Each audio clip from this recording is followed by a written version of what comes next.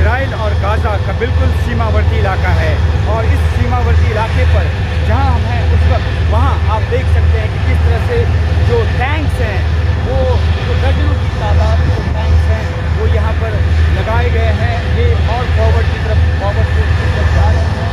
और अगर मैं गिनूँ तो 1 2 3 4 5 6 7 8 9 10 11 12 13 14 15 16 18 टैंक तो मैं यहीं देख पा रहा हूँ। तो ये जो पूरा इलाका है ये फॉरवर्ड इलाका है, यानी कि दक्षिणी इजराइल का इलाका है। और यहाँ से आगे जो है गाजा पट्टी शुरू होता है और जो एक डिप्लॉयमेंट है, भारी डिप्लॉयमेंट, वो यहाँ नज़र आता है। और ये एक सिर्फ बानगी है जो पूरा जो तकरीबन 25 मील गाजा पट्टी का इलाका है उसमें से जो उसका जो उत्तरी भाग है गाजा पट्टी का और जो इजराइल का दक्षिणी भाग है वो वहाँ पे जो मोर्चा है वो खुलने वाला है। तो जो एक ग्राउंड ऑपरेशन की जो एक तैयारी है इजराइल की तरफ से वो यहाँ पे साफ तौर पे नज़र आ रही है। और यही वजह है कि 24 घंटे का वक्त दिया गया है इजराइल की तरफ से कि जो उत्तरी जो गाजा में हैं लोग वो दक्षिणी गाजा की ओर चले जाएं, यानी कि जो गाजा सिटी जो जहाँ की सबसे ज़्यादा सघन आबादी है वहाँ से 11 लाख लोगों को 24 घंटे के भीतर इजराइल ने कहा है कि वो चले जाएं दक्षिणी गाजा की तरफ। तो ऐसे में क्या ये संभव है? ये संभव नहीं है। ये यूएन ने भी कहा है, हालांकि यूएन ने अपना जो दफ्तर है वो रिलोकेट कर लिया है क्योंकि जो ग्राउंड ऑफेंसिव होगा तो उसमें जो सिविलियन की कैजुअलिटी ना हो। आईडीएफ का कहना है कि वो इस मद्देनज़र उसने ये नसीहत दी है।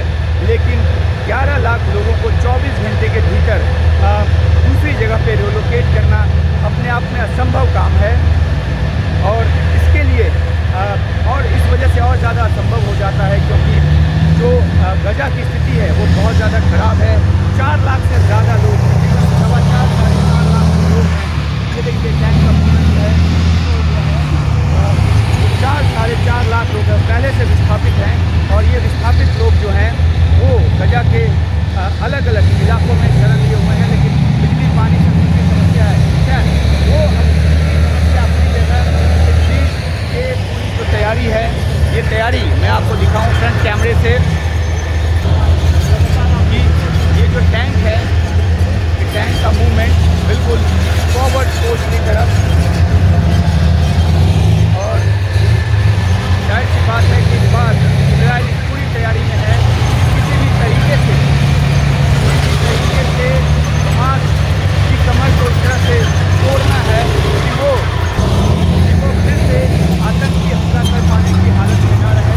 और इस वजह से इस तरह की चीज़ें आने की जाऊँ और फिर शुरू करने की तैयारी है।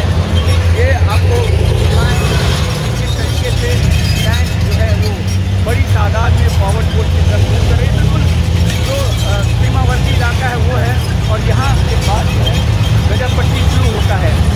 ये देखिए इसके बाद एक मैंने गिना यहाँ 18 है। और ये पूरे जो रास्ते हैं उसमें ये जो गाजा डिवीज़न है पूरे गाजा डिवीज़न को इजराइल ने मिलिट्राइज जोन घोषित कर दिया है। और यहाँ से आपको दिख रहा है कि कैसे टैंक जो है वो गाजा के और क्लोज जाते हुए ग्राउंड ऑफेंसिव शुरू होने के समय ये टैंक जो है वो अंदर जाएंगे। और जब गाजा में जाएंगे तो लड़ाई इतनी आसान नहीं होगी क्योंकि गाजा जो है वो बहुत ही एक कंजस्टेड गलियों से और जो छोटे छोटे जो रास्ते हैं या फिर सुरंगें हैं उनसे भरा हुआ है। और इसलिए वहाँ जो डैमेज है, जो कैजुअलिटीज़ है वो इजराइल की तरफ से भी काफ़ी ज़्यादा होगी। तो इसीलिए भी जो वहाँ नागरिकों को नसीहत दी जा रही है कि वो भी अपनी जान बचाएं। लेकिन पूरी जो रणनीति है इजराइल की वो इस तरह की है कि वो अपना जो ग्राउंड ग्रुप्स है उसको लेकर गाजा में जाए और वहाँ हमास की कमर तोड़े। कह चुका है इजराइल की इस तरह से हम इस बार बदला लेंगे कि फिर से वो आतंकी हमला कर पाने की हालत में न हो। तो पूरी तरह से डिमिलिटराइज करने की कोशिश हमास